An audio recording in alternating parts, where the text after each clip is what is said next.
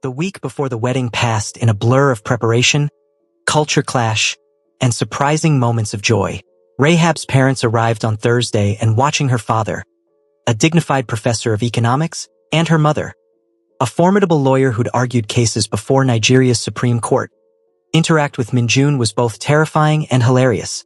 "So, Mr. Kong," her father said over dinner at a high-end Korean restaurant, "Rahab tells us you're in import-export?" Minjun didn't miss a beat. "Among other business ventures, yes sir. Real estate primarily, and I'm transitioning more toward legitimate enterprises." Her mother's sharp eyes missed nothing. "Transitioning implies you started somewhere less legitimate." "Mama," Rahab began, but Minjun touched her hand gently. "Your daughter deserves honesty, and so do you," he said, meeting her mother's gaze steadily.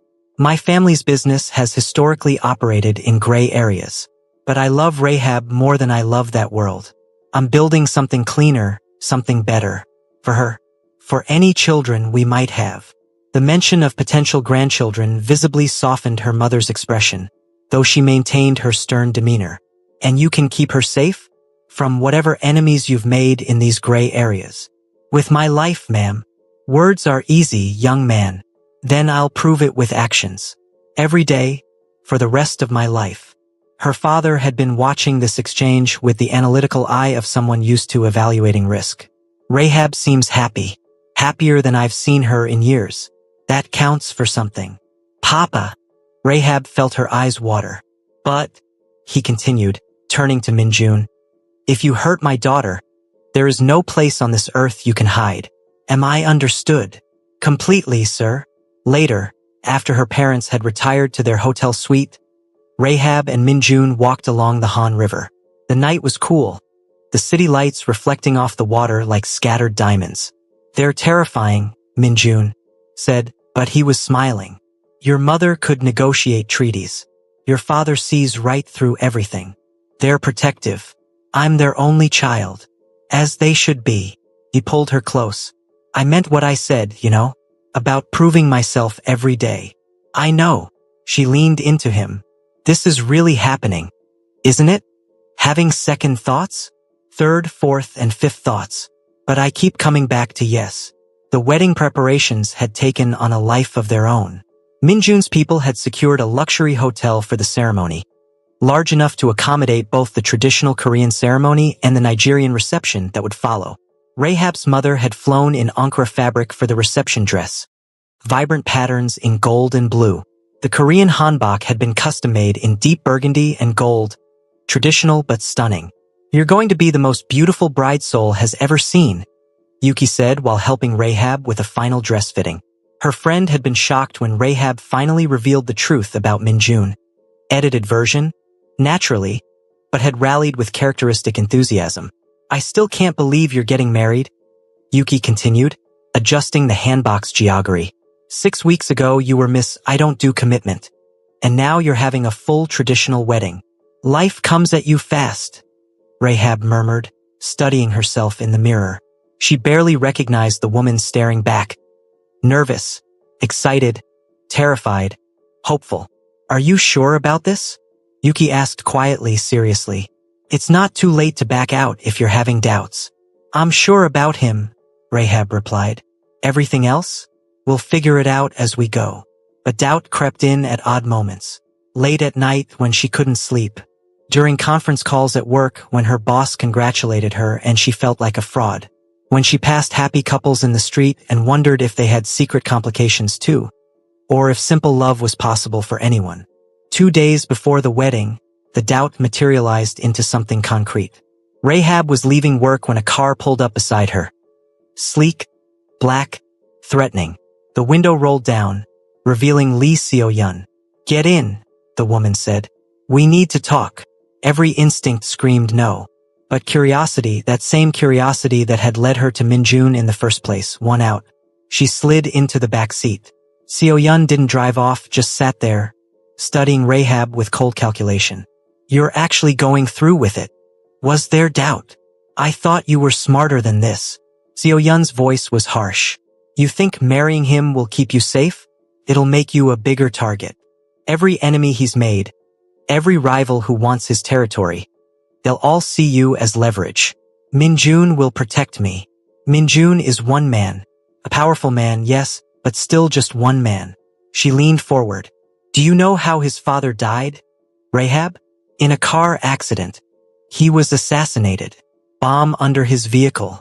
His wife, Minjun's mother, was with him. She survived but spent 3 years in a coma before dying. Minjun was 17 when he took over, fueled by rage and grief. He's built an empire on violence and fear. And you think love will change that? Rahab felt cold.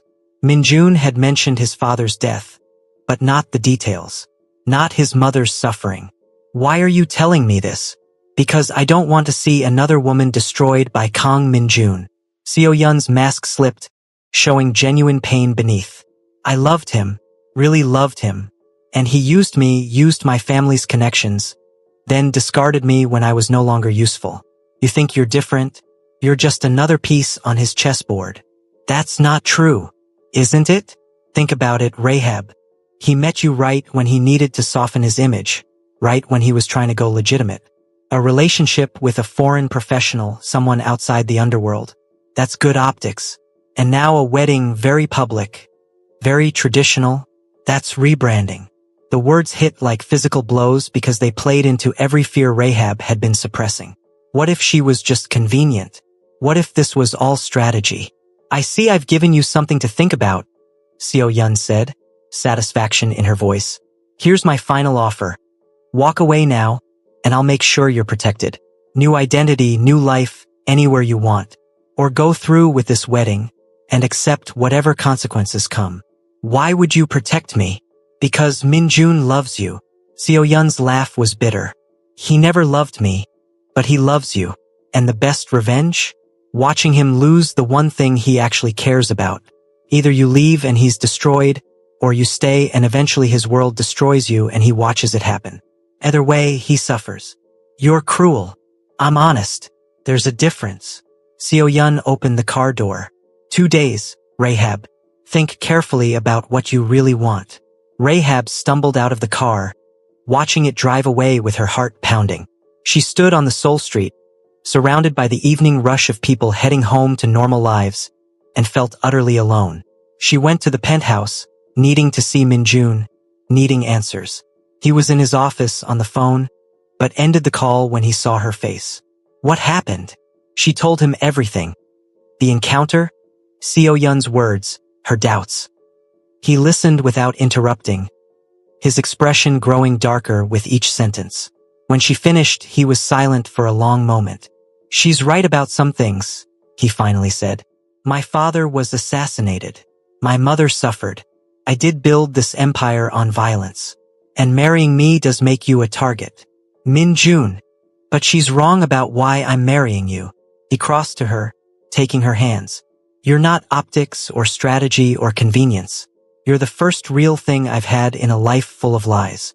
If you were just useful to me, I would have found a dozen easier ways to rebrand.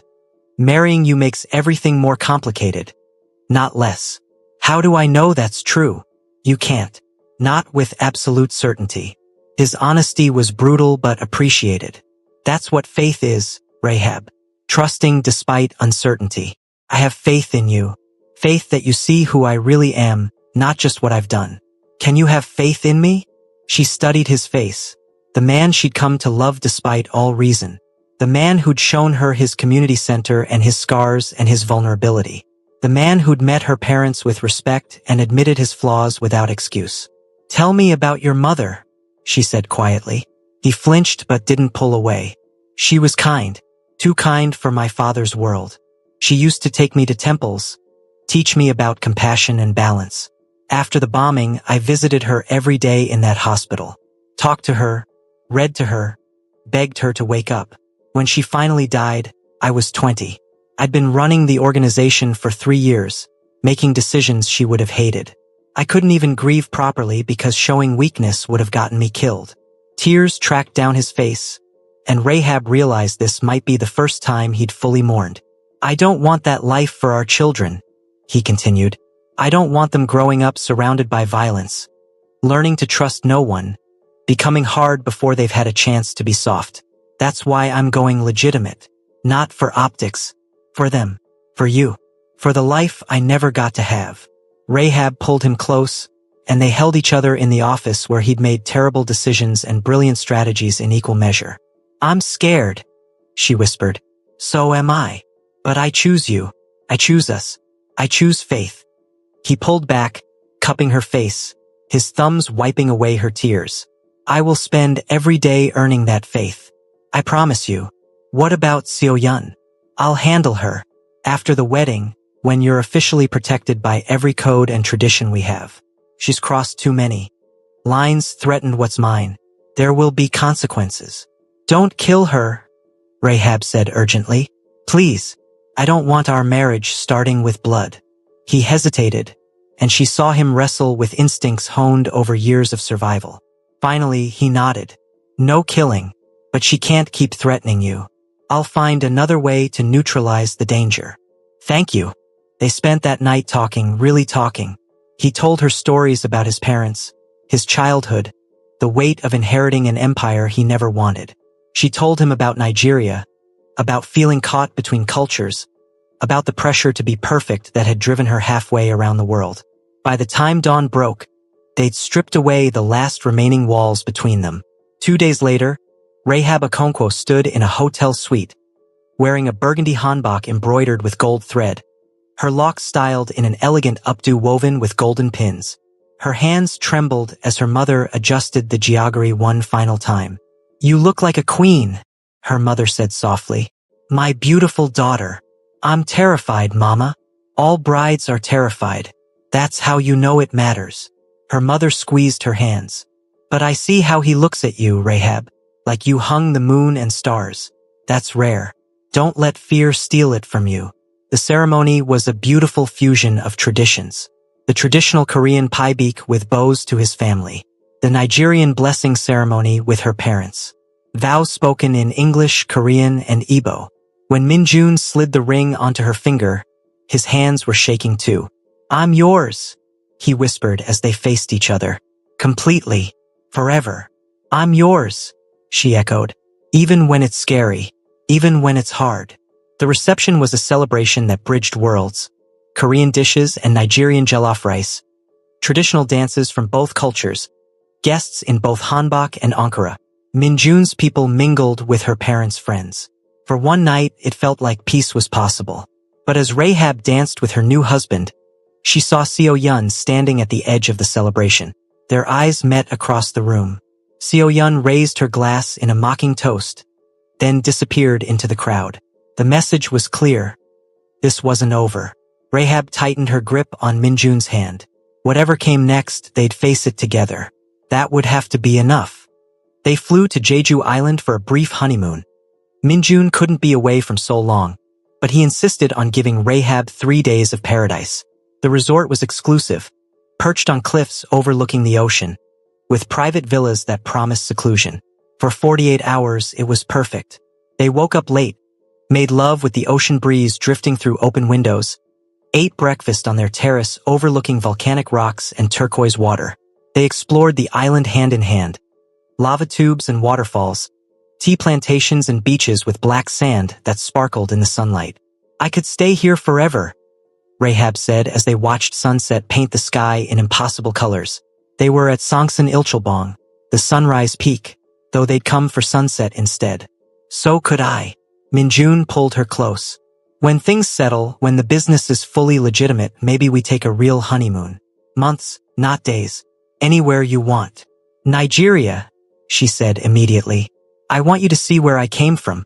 Meet my extended family. Eat proper Nigerian food, not Seoul fusion versions. I'd like that. He kissed her temple. Experiencing your world properly. Understanding all the parts that made you. They talked about the future, tentative, hopeful plans. Children eventually. A house outside the city with a garden. Her pursuing a graduate degree. Him building legitimate businesses that would make his mother proud. Felt real. Felt possible. The call came on the morning of day 3. Minjun's phone rang at 4 a.m., jarring them from sleep. He answered, listened, and went completely still. When? His voice was ice. How bad? Everyone out. I'm coming back now. He ended the call and was out of bed immediately, pulling on clothes with practiced efficiency. What happened? Rahab asked, fear clawing at her throat. The community center. Fire. Everyone got out safely, but the building's destroyed. The one you fund? The one with the children? Yes. His face was granite, but his hands shook with rage. This wasn't an accident, Rahab. This was a message. Seo Yun. Most likely, or someone emboldened by her example. He turned to her, and the expression in his eyes was terrifying. Cold, calculating, violent. I have to go. Stay here where it's safe.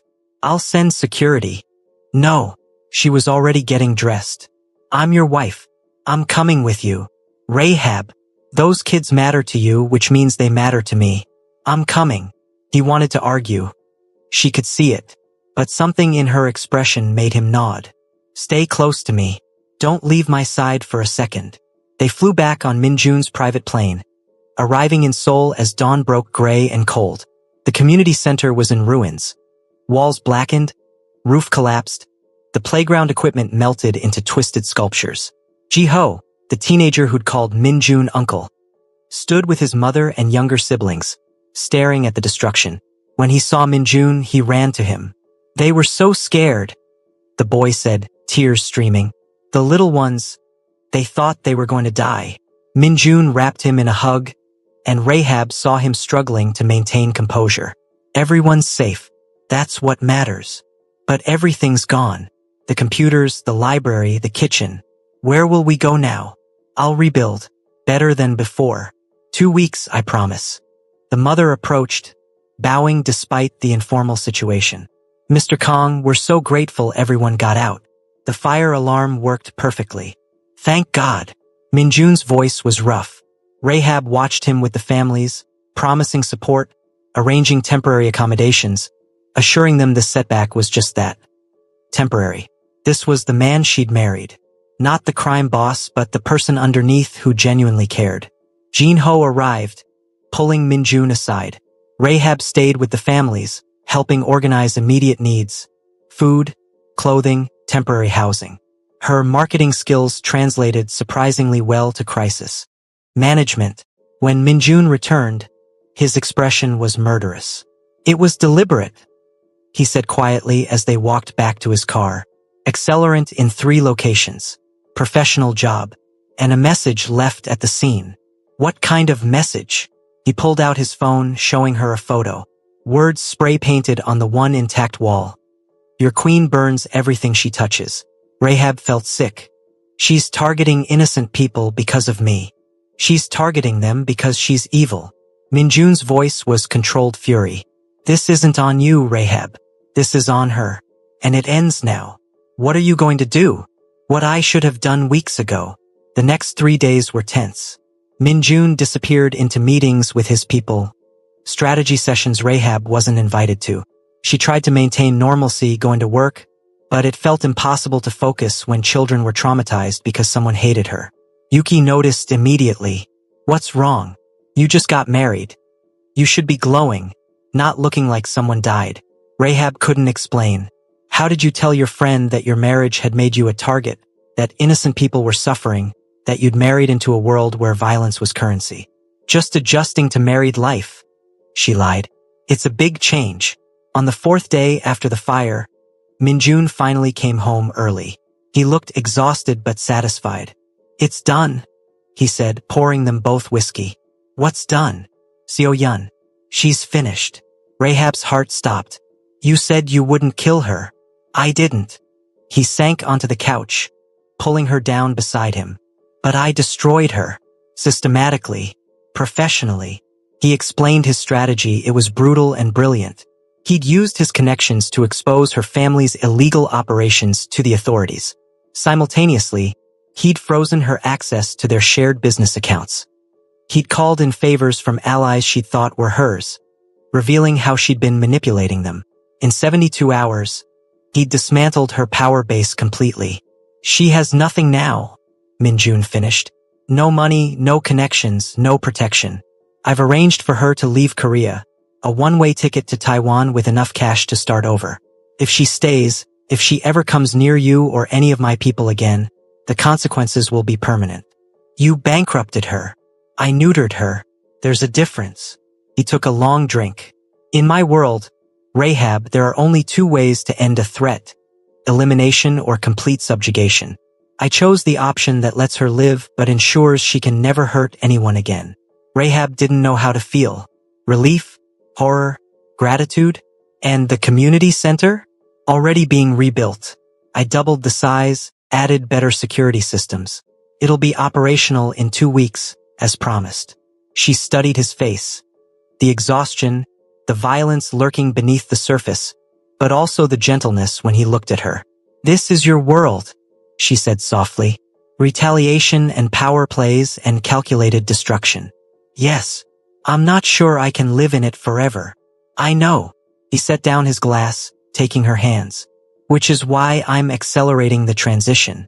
No more gray areas, no more 1 foot in each world. I'm going fully legitimate. It'll take time. A year, maybe 2, but I'm done with the darkness. Can you really just walk away? I have to. For you. For us. For any children we might have. He pulled her close. I've spent my whole life being what others needed me to be. My father's heir. The organization's boss. The monster people feared. But with you, I get to be just a man. I want more of that, Rahab. I want to wake up without wondering if today's the day someone tries to kill me. I want to take our kids to school without security teams. I want normal. Normal is overrated, she said, but she was smiling. Says the woman who married a mafia boss. They held each other as Seoul glittered outside the windows. 2 people trying to build something beautiful from broken foundations. Over the next few weeks, life settled into a new rhythm. The community center reopened to celebration. Bigger, better, with a dedication plaque thanking anonymous donors that fooled absolutely no one. Rahab got promoted at work, her success in the app launch earning her recognition. And slowly, carefully, Minjun began the process of legitimization. Selling off illegal operations. Investing in legal ventures. Meeting with lawyers and accountants to untangle decades of shadow business. It wasn't easy. Some of his people resisted. Rivals tested his resolve. There were nights he came home exhausted, smelling of cigarette smoke and stress. But he kept his promise. Every decision pointed toward the light. One evening, 3 months after their wedding, Rahab made a discovery. She'd been feeling off for weeks. Exhausted, nauseated, emotional. She'd attributed it to stress. The pregnancy test proved otherwise. She stared at the 2 pink lines, mind racing. They talked about children eventually, but this was so soon. They were still figuring out their marriage, still navigating his transition out of crime. Was it responsible to bring a baby into this complicated world? But underneath the fear was something else, joy. Pure, unexpected, overwhelming joy. When Minjun came home that night, she was waiting with the test hidden behind her back. I have news, she said. He looked worried immediately. Good news or bad news? Depends on your perspective. She pulled out the test. We're having a baby. She watched emotions cascade across his face. Shock, fear, wonder, and finally, unmistakable happiness. He crossed to her in 3 strides, pulling her into his arms. We're having a baby, he repeated, voice thick with emotion. A child. Our child. Are you happy? I'm terrified, and thrilled, and grateful. He pulled back, hands shaking as he placed them gently on her still flat stomach. I promised to give this child everything I didn't have. Safety. Choice. We'll give them everything together. That night, they lay in bed talking about the future in concrete terms now. Names they liked. Nursery colors. Whether to raise the child bilingual or trilingual, adding Igbo to Korean and English. How to blend their cultural traditions in parenting. I want them to know both worlds, Rahab said. Nigeria and Korea. To be proud of both heritages. They will be. We'll make sure of it. As she drifted to sleep, Rahab felt something she hadn't felt in months. Peace. Yes, their life was complicated. Yes, dangers still lurked. But they were building something real, something worth fighting for. The dare that had started everything had led to this, not just wild passion but partnership. Not just excitement but commitment. Not just a night, but a lifetime. She just had to trust it would be enough to weather whatever storms still waited ahead. Hello besties, I just had to continue with the story, but I ain't feeling good. That's why I haven't visualized episode 2 so much, but I just want to finish it. Thank you so much for watching. Kindly stay tuned for episode 3.